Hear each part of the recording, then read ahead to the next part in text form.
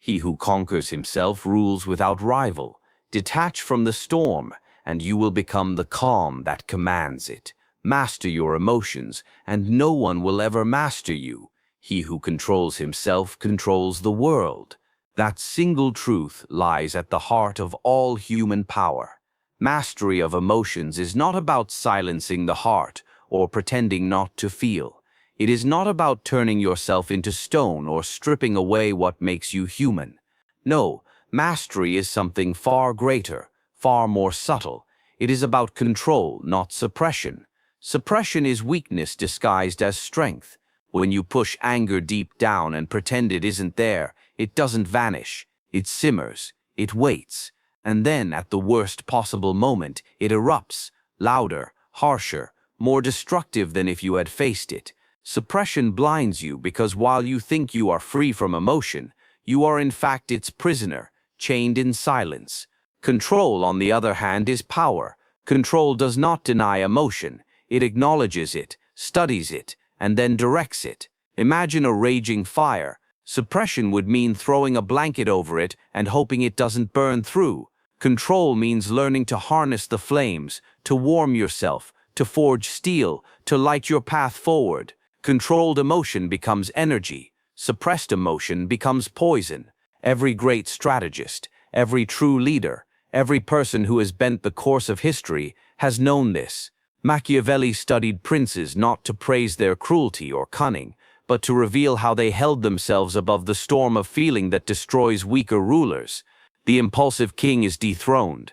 The vengeful leader makes enemies he cannot defeat. But the one who feels anger and transforms it into measured resolve, he is untouchable. Think about your own life. How many times have you said words in anger you later regretted? How many decisions have you made in fear that later looked like cowardice? How often has pride pushed you into battles you did not need to fight? These are the chains of emotion when left unchecked. But imagine if in those very moments, you could feel the rush of anger without being consumed, feel the tremor of fear without being ruled, feel the burn of pride without being blinded. That is control. Control comes from awareness. You must first see the emotion clearly. Call it by its name. This is anger. This is fear. This is envy. Naming it weakens its grip. Next, you must pause because reaction is the weapon of the untrained. A pause is not hesitation. It is strategy. In that pause, you shift from servant to master. Then, with deliberate choice, you channel that emotion into something useful. Anger fuels courage. Fear sharpens caution. Even sadness can deepen wisdom. This is not an abstract idea. It is a discipline, a practice. Just as a warrior trains his hand to control the sword, you must train your mind to control the heart. And when you do, you will discover something astonishing. Emotions that once ruled you become your allies. They serve you. They give you strength rather than stealing it. Machiavelli understood that the ruler who suppresses emotion pretends at power, but the ruler who controls emotion embodies power. To master yourself in this way is to live above the noise of the world, to become steady when all others waver, and in that steadiness lies the seed of true dominance. Detachment is often misunderstood. To many it sounds like indifference, coldness, or a lack of care. But detachment, as Machiavelli would have recognized, is not about apathy. It is about clarity. It is the ability to step back from the pull of emotions and the weight of impulses in order to see a situation as it truly is. Detachment does not strip life of passion. It strips away the fog that passion can create when left unchecked. It is what allows a leader, a strategist, or even an ordinary person facing a difficult choice to act with precision rather than confusion.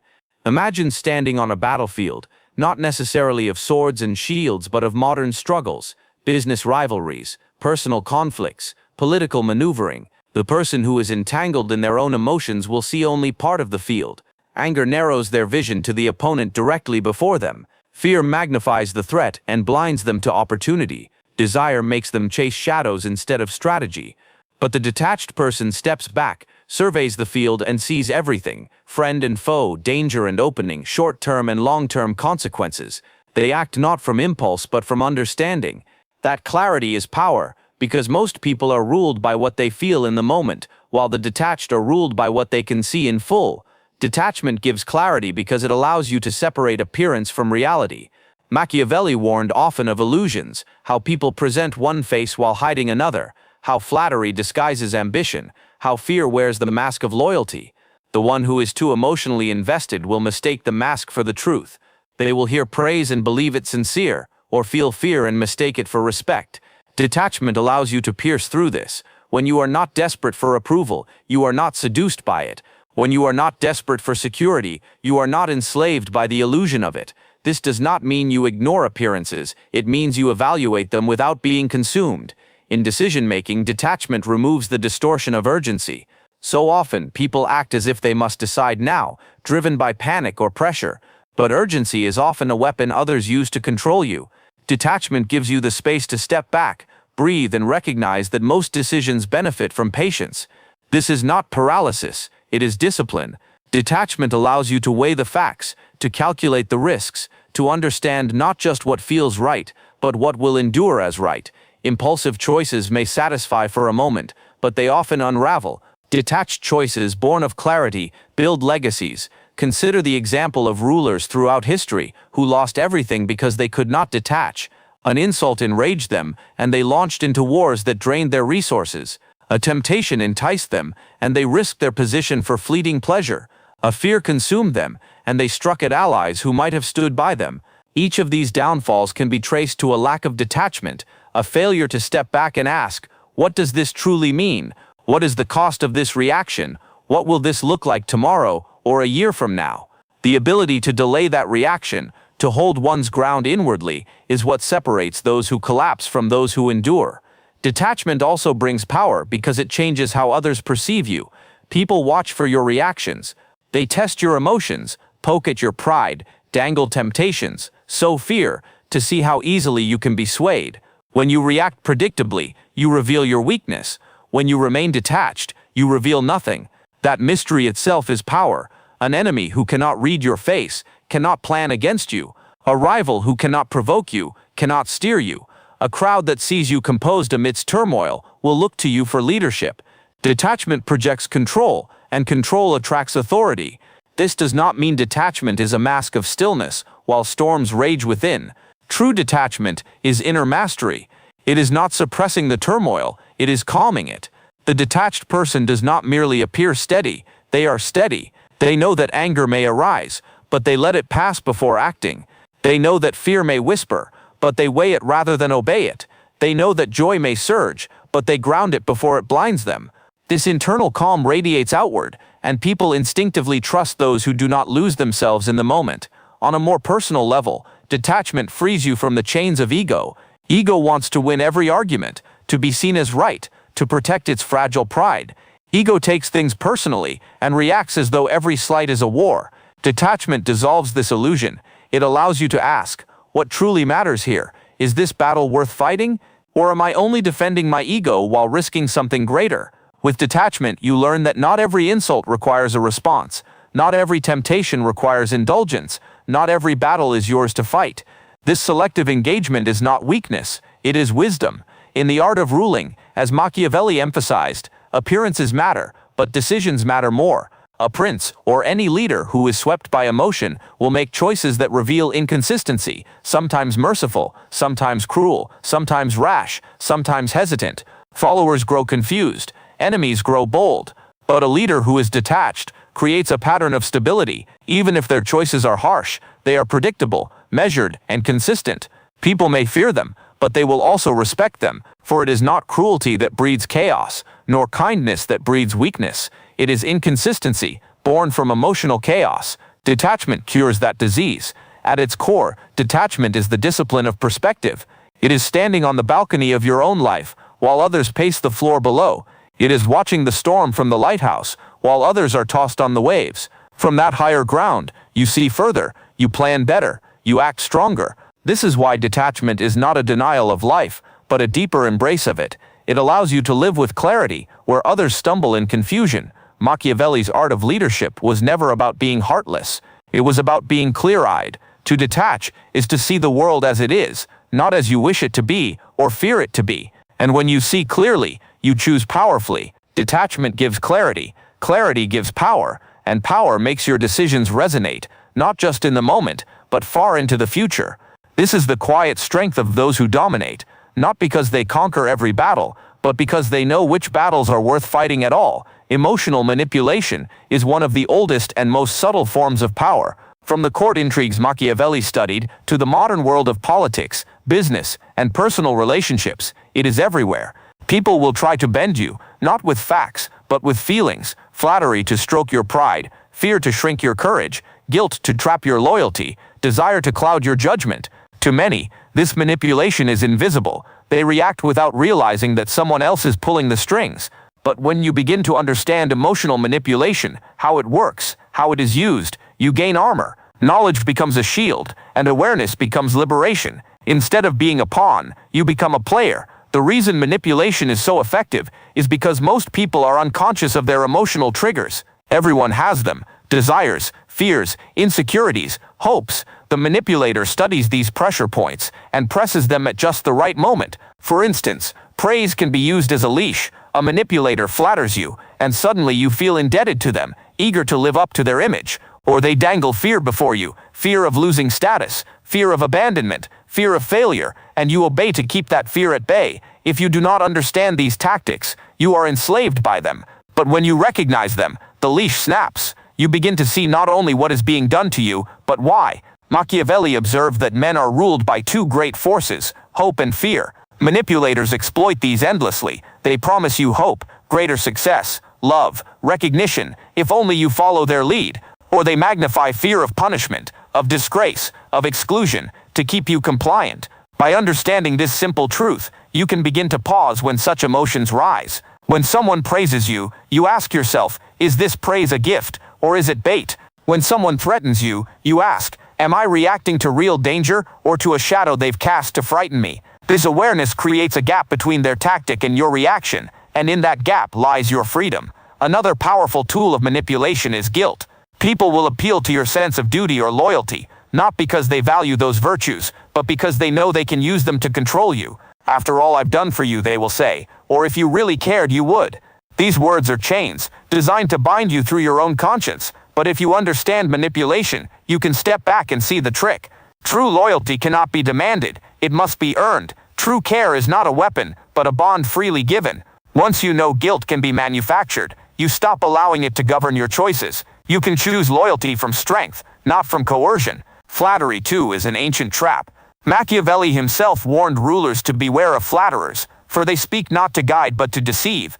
Praise, when genuine, uplifts, but when weaponized, it blinds. A manipulator tells you what you long to hear, and suddenly your guard falls. You believe they see your greatness, and in that belief, you give them influence. But the wise ruler, the detached individual, listens to praise with suspicion. They ask, what does this person gain by lifting me up? Where does this path lead if I follow their words? When you understand how flattery operates, you can receive it with grace but not enslavement. You smile at the compliment, but you do not hand over your judgment. Fear is perhaps the sharpest edge of manipulation. Throughout history, rulers, employers, parents, and partners have used fear to secure obedience. Fear of punishment, fear of exile, fear of being unloved. These are powerful levers. Yet when you see the lever, it loses its strength. Ask yourself, what is the worst that happens if I do not obey this fear? Is the punishment real, or only imagined? Is the loss truly fatal, or simply uncomfortable? Fear thrives in silence and vagueness. Once you name it, once you shine light upon it, fear often shrinks. Those who understand manipulation recognize fear for what it is, a tactic, not a prophecy. And when you cease to bow to fear, manipulators lose one of their most potent weapons. The greatest protection against manipulation is self-knowledge. The manipulator succeeds only when they know you better than you know yourself. They exploit your blind spots. But when you know your desires, when you know your insecurities, when you know what words stir your pride and what threats make you tremble, you become far harder to move. Self-awareness is armor. For example, if you know that you crave recognition, then when flattery comes, you see it not as truth but as bait. If you know that you fear rejection, then when someone threatens to withdraw, you can resist, knowing this fear has been planted in you. In this way, every strength and weakness you recognize becomes a weapon, reclaimed from the manipulator. Machiavelli's writings are often accused of cynicism, yet beneath them lies a clear-eyed realism. People will attempt to influence you. This is the nature of power. To deny it is to walk blind into traps. but to study it, to understand how emotional manipulation works, is to walk with open eyes. It is not about becoming cruel or manipulative yourself. It is about refusing to be ruled by the strings others try to tie around you. Once you see the strings, you can cut them. Once you cut them, you are free. And there is another layer. Once you understand manipulation, you not only protect yourself, you gain the ability to lead. People naturally look for strength in those who cannot be easily swayed. When others see that flattery does not seduce you, that guilt does not chain you, that fear does not break you, they trust your steadiness. Your clarity becomes their anchor. You become not just immune to manipulation, but a shield for others who have not yet seen the game. Understanding manipulation is not about becoming heartless. It is about becoming untouchable. The world is full of voices seeking to guide your emotions for their ends. But when you understand how this works, you reclaim the power to guide yourself. Emotional manipulation loses its bite, and you stand where so few can stand, calm, clear, and free. Strength is often mistaken for force. Many believe that the strongest person is the loudest in the room, the first to strike back, the one who reacts quickly and with intensity. But true strength does not lie in reaction. It lies in response. The difference may sound subtle, but it is profound. To react is to be controlled. To respond is to be in control. A reaction is instinctual, immediate, born of emotion and impulse. A response is deliberate, measured, born of clarity and will. One is the mark of someone being moved like a puppet by circumstance. The other is the mark of someone moving deliberately, like a master of their own fate. When someone insults you, your first instinct may be to lash out, to defend yourself, to strike back. That is reaction. But in that moment, who has the power? The insulter, not you. They have dictated your behavior. They have pressed a button, and you have jumped. Reaction hands control over to others, because it is predictable. Anyone who knows your buttons can provoke a reaction, and once you are provoked, you are no longer thinking, you are only feeling. And in the absence of thought, mistakes are made. A harsh word destroys a relationship. An impulsive decision ruins an opportunity. A rash action creates consequences that cannot be undone. Reaction is weakness because it is surrender to the immediate. Response is different. Response begins with a pause. The pause is not weakness, nor hesitation. It is power. In the pause, you separate yourself from the heat of the moment. You breathe. You look. You think.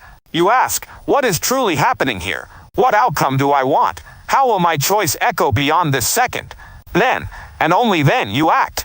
This act, this response, may look similar to a reaction on the surface. You may speak firmly, or take decisive action, but its foundation is different. It comes from control, not compulsion, and because of that it is stronger. Machiavelli understood this distinction well. He warned rulers not to be slaves to impulse, for impulse exposes weakness. The ruler who reacts to every insult spends his reign fighting petty battles. The ruler who reacts to every fear becomes paranoid and oppressive. But the ruler who responds, who can endure insult when silence serves him better, who can weigh fear against opportunity, keeps his throne. In politics, war, and life, strength is not the ability to strike back quickly. It is the ability to decide when and how to strike, if at all. Think of water against stone. The stone reacts to the strike of a hammer. It cracks, it breaks, but the water responds to every obstacle by flowing around it, wearing it down over time, shaping the landscape with patience and persistence. Water is soft, yet in its responsiveness lies immense strength. This is the paradox of response. It often looks gentle, but it outlasts and overcomes what force alone cannot. In everyday life, this truth is no less vital. Consider conflict in relationships. A reaction escalates. One angry word begets another, and soon the small disagreement becomes a war. A response, however, chooses its ground. Instead of reacting to anger with anger, it may respond with silence, with calm, or with carefully chosen words. This does not mean submission. It means strategy. By refusing to be pulled into the spiral of reaction, you maintain control over yourself, and often over the situation. Reaction is fast food for the ego. It satisfies quickly, but it leaves you weaker in the long run. Response is nourishment for the soul. It may take more effort, more patience, but it strengthens you with every practice. The world often confuses quickness with strength. We admire those who clap back, who strike immediately, who don't take anything from anyone. But quickness is often the mask of insecurity. True power does not need to prove itself in every moment. True power chooses when to reveal itself and when to remain still. There is also a deeper layer to this. Reaction is rooted in the past, while response is rooted in the future. When you react, you are driven by old wounds, old fears, old habits. Someone reminds you of past betrayal, and you lash out before you even see who they truly are. Someone challenges you, and you react with pride born of old insecurities. But when you respond, you are guided not by the past, but by the future. You ask, what will this choice create? What direction will it take me? Response is not chained to history. It is oriented toward destiny. Strength in responding also creates an aura that others recognize. People may not articulate it, but they sense when someone is steady, unshaken by provocation. Such a person commands respect because they cannot be easily moved. Leaders who react appear unstable, subject to moods and whims, but leaders who respond appear reliable, grounded, and trustworthy. This is why armies will follow a general who can remain calm in chaos, why citizens will trust a ruler who is not swayed by panic, why friends and families look to the one who keeps their composure when all else falls apart. Response builds confidence in others because it demonstrates control of self. There is immense freedom in becoming someone who responds rather than reacts. Reactions chain you to the world. Every insult, every fear, every temptation jerks you in one direction or another. You live as a puppet, pulled by strings you do not see. But response cuts those strings. You act not because the world commands you, but because you have chosen. This is sovereignty, the kingdom of the self. Machiavelli may have spoken of princes ruling lands, but the first and greatest rule is over the self, and that rule begins with response. Dominance begins within, because the self is the first battlefield. The ancient philosophers spoke of this repeatedly. Conquer yourself before seeking to conquer others. Machiavelli, in his sharp observations of rulers, noted that those who could not discipline their emotions, their appetites, or their pride often lost their power swiftly, no matter how much force they commanded. A prince with thousands of soldiers but no mastery over his temper could destroy himself faster than any enemy. Likewise, in everyday life, someone who cannot control their jealousy, anger, or fear finds themselves weaker than even the most modest adversary.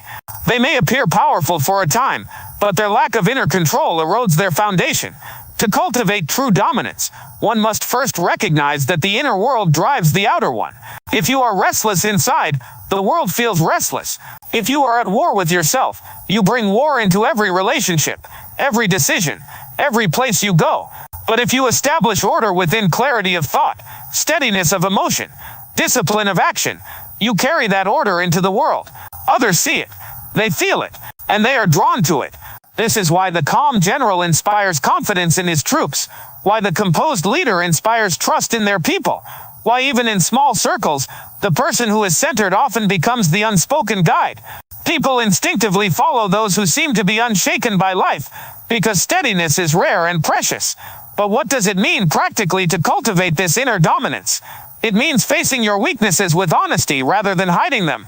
If anger controls you, admit it and train it until it becomes resolve. If fear binds you, confront it until it becomes caution. If desire blinds you, discipline it until it becomes fuel.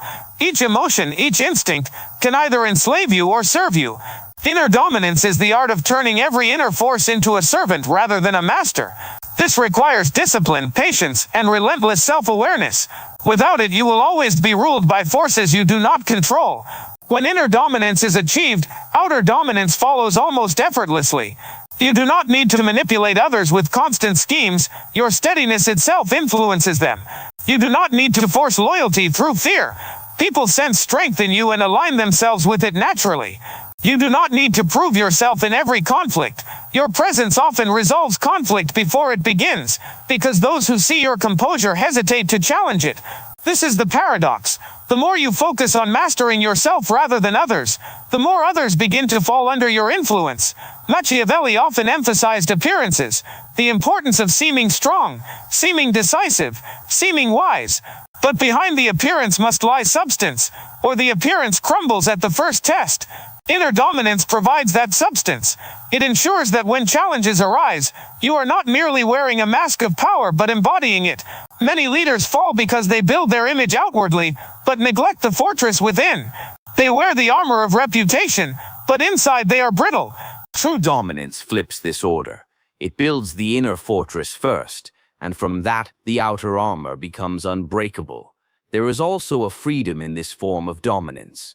When you are ruled by yourself rather than by others, you no longer chase their approval. You no longer bend to every demand, no longer fear rejection, no longer need constant validation.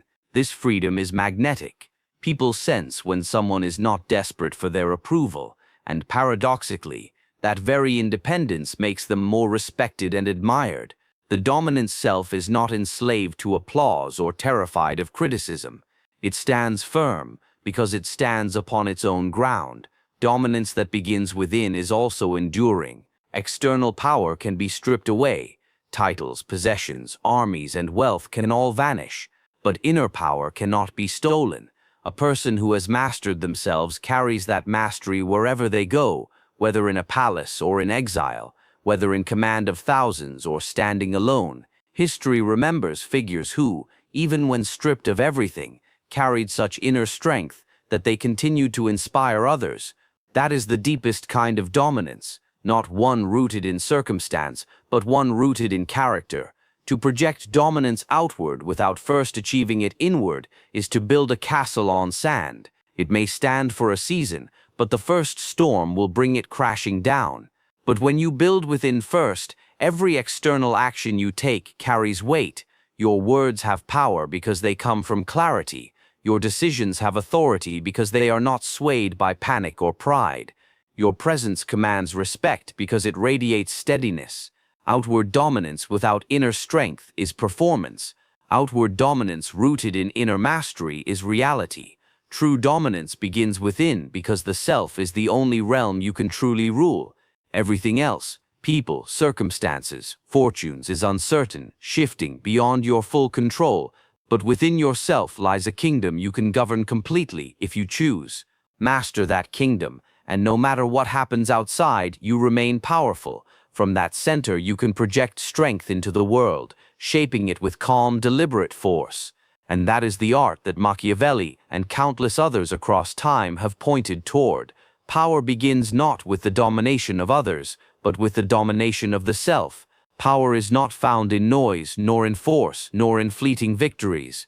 It is found in mastery, the mastery of emotion, the clarity of detachment, the awareness of manipulation, the discipline to respond rather than react, and the sovereignty of inner dominance. Machiavelli, observing the rise and fall of rulers, understood what we too must understand. The greatest battles are not fought on battlefields, but within the human heart. The one who conquers themselves cannot be conquered. The one who governs their impulses, their fears, their pride will govern far more than themselves. They will shape the world around them. So let us leave with this truth. To detach is not to withdraw, but to see more clearly. To master emotion is not to suppress it, but to wield it. To understand manipulation is not to become cynical, but to become unbreakable. To respond instead of react is not weakness, but the highest strength. And to dominate outwardly, we must first dominate inwardly. This is the art of emotional mastery, the timeless lesson Machiavelli hinted at, and history confirms. Detach and you will see. Master and you will stand firm. Respond and you will endure. Rule yourself, and the world cannot help but acknowledge your power. That is how one detaches and dominates.